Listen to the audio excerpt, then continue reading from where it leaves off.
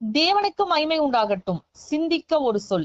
ஏசாயா 45 அதிகாரம் 18 வசனம். வானங்களை சிருஷ்டித்து பூமியையும் வெறுமையா இருக்க சிருஷ்டியாமல் அதை குடியிருப்புக்காக செய்து படைத்து அதை உருவேற்படுத்தின தேவனாகிய கர்த்தர் சொல்லுகிறதாவது, நானே கர்த்தர், வேறு ஒருவர் இல்லை.